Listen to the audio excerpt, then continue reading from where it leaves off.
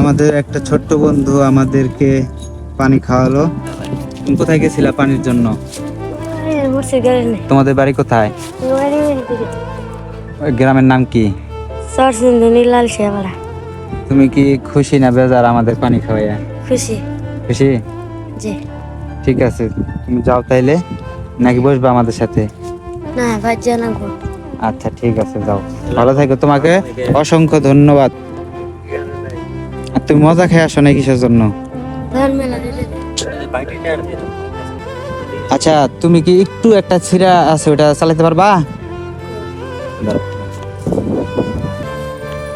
প্রিয় বন্ধুরা, সকলেই ভিডিওটিতে লাইক কমেন্ট শেয়ার করে দিবেন। পেছনে বালু, সামনে বিশাল নদী, মাথার ওপরে ছনের ছাউনি, আর তার নিচে আমরা তিনজন একটু বিশ্রাম নিচ্ছি। কিছুক্ষণ আগেও যে কাপড় আমাদের শরীরে ছিল, গোসল শেষে সেগুলো এখন বাতাসে শুকোতে দিয়েছি। ভিডিওতে হয়তো দেখতেই পাচ্ছেন বাতাসে কাপড়গুলো দুলছে। শুধু কাপড়গুলোই দুলছে না, দুলছে আমাদের মনও।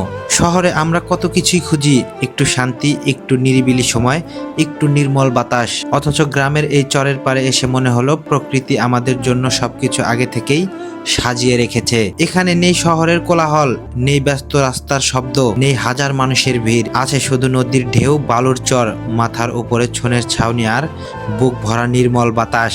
হয়তো এই জীবন খুব সাধারণ, কিন্তু এই সাধারণের মাঝে যে এতটা অসাধারণ আনন্দ লুকিয়ে আছে, সেটা এখানে না আসলে বুঝতেই পারতাম না। আজ মনে হচ্ছে শহরের বড় বড় দালান কোঠার নিচে নয়, কখনো কখনো সুখ খুঁজে নিতে হয় এমন একটা ছোট্ট ছনের ছাউনির নিচে। প্রিয় বন্ধুরা, আমার সাইডে যে মানুষটিকে দেখতে পাচ্ছেন, এই মানুষটি কিন্তু এই ছনের ঘরটি তৈরি করেছে।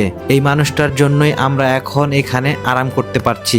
তাই এই মানুষটাকে আমার পক্ষ থেকে অসংখ্য অসংখ্য ধন্যবাদ। উনি পেশায় একজন মাঝি।